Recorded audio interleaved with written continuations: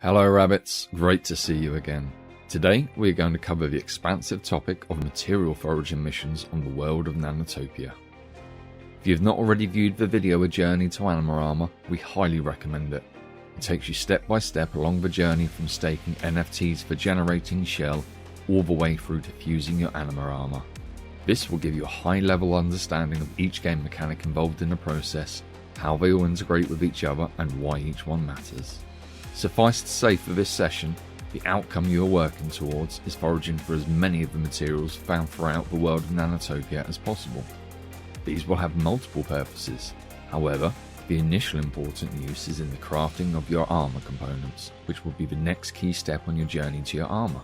The materials you are foraging for are collected by your foragers and returned in the form of fungible tokens, or FTs, just like Selenium. The primary way to gather material FTs is through the missions we're going to cover here. If you're a bit short on your material FTs however, and looking to craft that next armour component right away, you could also look into a public wax exchange, as game tokens tend to get listed and swapped there. Our material FTs are as follows: Floria from the Paragon Plains, Elder Tree Sap from the Forest of the Elders, Versatopium from the High Mountain Hillsides, and Nanor from the Molten Mountains. Well, let's get started.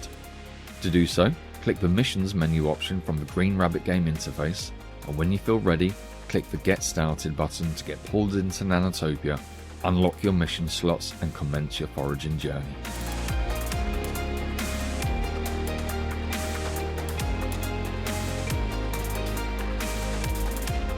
In order to forage, the most important thing required is a Forager NFT. Foragers come in a number of different forms, however the most common is a regional trailbreaker. Regional trailbreakers come from one of the 4 open regions of the world and can be found either through a Forager release in the Shell Road marketplace, or if that is not occurring, on a secondary market like Nifty or Atomic Hub. The other important requirement for foraging is Selenium. You will be required to pay a Selenium fee to the Shell Corporation in order to get permission for your Forager to forage for Shell Corp lands. Once you have your Forager, or 2, be sure the one you want to send out is selected in your Forager carousel. If a Forager you are wanting to send out is not highlighted, then simply click the arrows to the left or right on the carousel and rotate through your Foragers to find the one you are looking for. When you are ready, click either of your 2 mission slots to bring up the world of Nanotopia. From here, you can see the 4 open regions of Nanotopia where your foragers will attempt to gather your materials. By default, the map labels are turned on. However, if you prefer to view the map without them, feel free to click the checkbox next to the right and turn them off. Furthermore, you are able to zoom into the map and move around if you'd like to take a closer look at things. You will notice 2 key items on this interface. First being the pins on the map, and the second being the mission carousel on the bottom. These are directly related to each other. Each mission card in the carousel is tied directly to a pin on the map, so that you know where you are foraging. You can scroll through the carousel from left to right and back to find a mission, or click the pin itself on the map interface. Initially, because your forager is level 1, you can only attempt tier 1 missions as well as any special missions that might be available to you. Find the mission card you want to attempt. This will list off the region, the material you can seek in the region, and some general important stats such as material per hour that can be collected if successful, success rate, injury rate, weather, and time. Weather and time are tied together. You could have a beautifully sunny day which would then take a shorter amount of time. You could have an average day which would then take the mission average amount of time, or you could have a pretty miserable weather day and have it take the maximum time. This functions the same for each tier of missions, however, the average time changes by tier, so let me explain. Tier 1 missions. These take on average 2 hours, so every mission card in Tier 1 with average weather will take those 2 hours to complete. If it is sunny out, the mission time is reduced to 1 hour, and if the weather is miserable, it is increased up to 3 hours. Tier 2 missions are the same as Tier 1, however the average time is 3 hours, and therefore it will range at 2 to 4 hours for the mission depending on the weather. Finally, Tier 3 missions are again the same. However, the average time is 4 hours, and therefore it will be a range of 3 to 5 hours for the missions depending on the weather. Weather patterns for Nanotopia reset every day at midnight UTC. The only other thing that impacts your mission time is the speed level of your Forager, but more on that later. Regarding Tier 2 and Tier 3 mission slots, they come with a higher reward and also higher potential risks. They must be unlocked by leveling your Foragers up. Tier 2 missions open for a Forager leveled to 10 and above. Tier 3 missions open for a Forager leveled to 25 and above. Alright, now that we understand how to select a Forager, we know how to click a mission slot and open up the world of Nanotopia, and we also know how to interpret the mission cards available to us. So let's make our mission card selection. This will present you with some final details so that you can confirm it is in fact what you would like to do. Then, click to start your mission. You will sign the transaction sending your Forager out and then sit back and relax. Or, go off and craft or fuse some green prints while you wait. Once you have initiated the mission, you will be taken back to the main mission screen and you will see the mission slot now contains the details of the mission you just initiated. How much time is remaining, the image of which Forager you have sent out and the status of where they are in that mission. If you have a second Forager, you can then use the second slot and have 2 Foragers working for you at the same time. When a mission is complete and the Forager has returned, your mission slot will reflect this. Click on the button to initiate results. This will then tell you if you have been successful or if your Forager has failed on their mission. You'll also learn if your Forager has been injured, how much XP they have earned, and how much of the material they have brought back if they were successful. If your Forager has been injured, this will then be reflective on that Forager in the Forager carousel. You will also have the ability to heal them for a small shell fee, of course. Regarding the materials they return for you, you will notice your material FT holdings at the top of your screen. All 4 materials are displayed and in respective quantities. This will make it easy for you to decide which missions you need to send your Forager on based on what materials you require in your holdings. Okay, let's hop over now to talking about the Foragers themselves and the leveling and improving of their abilities.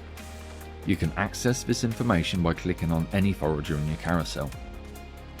Foragers have a core overall level, XP required until the next level up capability, total overall XP, and then 3 stat attributes that impact their abilities on missions.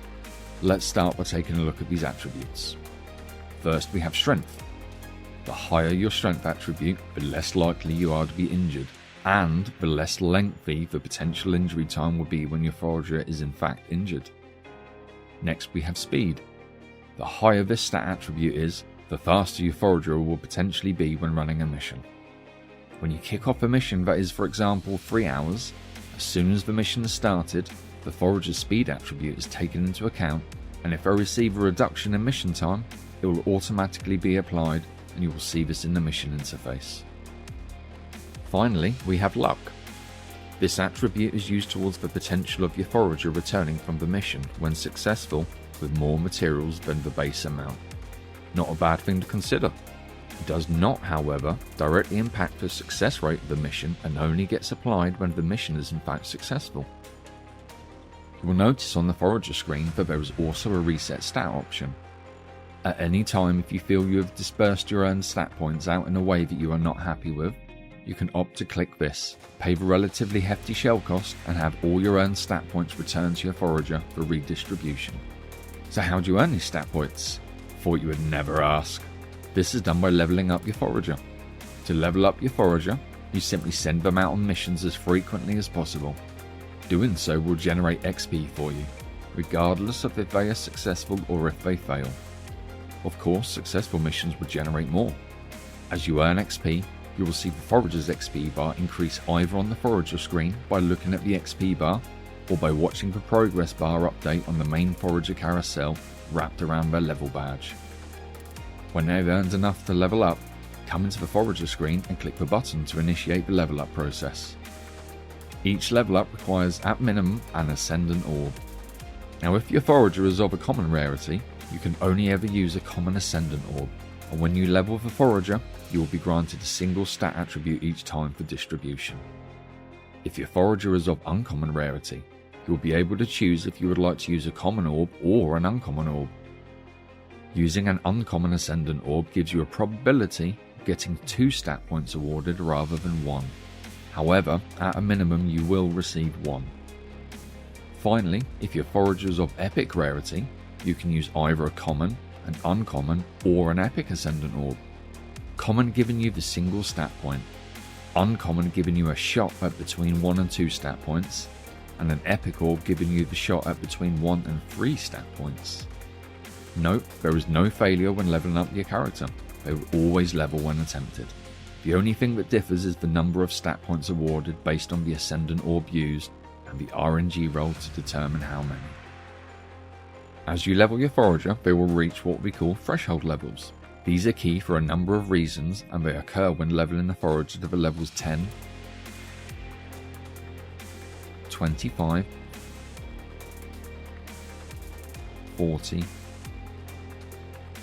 and 50.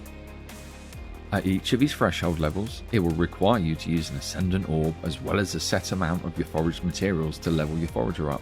At the same time, you will actually see your forager evolve, and the image on your NFT and the in-game image will update. As previously mentioned, when a forager levels to overall level 10, tier 2 missions are open up to them. When they level to overall level 25, tier 3 missions are open up to them. Each higher tier has a bit of a higher risk, however, also has a much higher potential reward in the form of both materials and XP earned. Level 50 is the highest level you can work towards and is a prestigious achievement. When your forager gets to this level, take a moment to celebrate this amazing success. Materials will be crucial for both crafting your armour components as well as other gameplay activities. Be sure to have your foragers working for you so that you don't miss out.